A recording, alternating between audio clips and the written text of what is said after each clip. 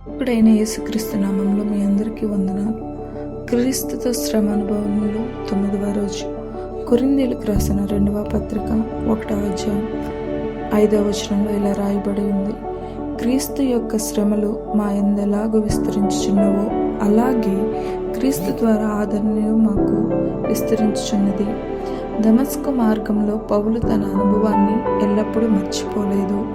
క్రైస్తవ విశ్వాసం కనుమరుగైపోవాలని బయలుదేరిన ఆయనకు నీవు హింసించుచున్న యేసును అనే స్వరం ప్రత్యక్షమై తన జీవితాన్ని తలకిందులు చేసింది.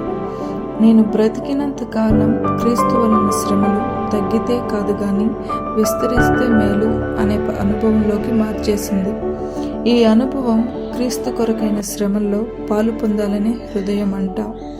ఈ శ్రమలు ఎప్పుడు ముగిస్తాయో, నా జీవితం ఎప్పుడు సాఫీగా సాగిపోతుందో అనే ఆలోచనలో మనందరికీ ఉంటుంది. శ్రమ లేకుండా విజయం ఎక్కడిది?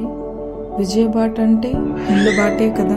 క్రీస్తు యొక్క శ్రమలు విస్తరిస్తున్నప్పుడు ప్రతి శ్రమ అనుభవంలో పొందిన విజయాలే మన జీవితంలో ఆదరణ కలుగజేస్తాయి. సంధి అనే ఆలోచన లేకుండా ఎల్లప్పుడూ సమరమే అనే ధ్యేయం కలిగిన సైనికుడు మొదటి వరుసలోనే యుద్ధం చేస్తాడు. వెనకడుగు వేసిన సైనికుడు మరణించిన వానితో సమానం. కనుచూపు మేరల్లో మరణం పొంచి ఉన్న గెలుపుకు ఓటమికి మధ్య జరిగే పోరాటాల్లో ఎల్లప్పుడూ గెలిపే ధ్యేయంగా అడుగులు ముందుకు వేస్తాడు. యుద్ధ రంగంలో శత్రువు ఆయుధాలకు ఎదురు వెళ్ళి తన ప్రాణాన్ని సహితం లెక్క చేయని వాడినే కదా యుద్ధ వీరుడు అంటాము. దేవునికి ఇటువంటి సిలువ సైనికులు కావాలి. నేనంటాను, క్రీస్తు కొరకైన మంట కలిగి ఉన్నవాడే క్రైస్తవుడు.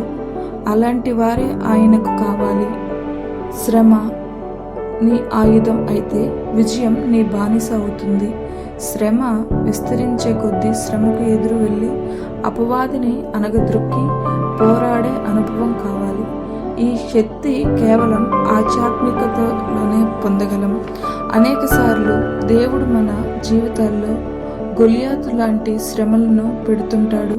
ఎందుకంటే దావీదు లాంటి వీరులను మనలో చూచుకోవడానికి. అయితే విశ్వాస జీవితంలో శ్రమలు విస్తరించిన కొలది క్రీస్తు ద్వారా పొందిన ఆదరణ మనల్ని విజయవంతులను చేస్తుంది. ప్రతి పోరాటం క్రీస్తుకు ఒక శ్రమ అనుభవం. ఆమేన్.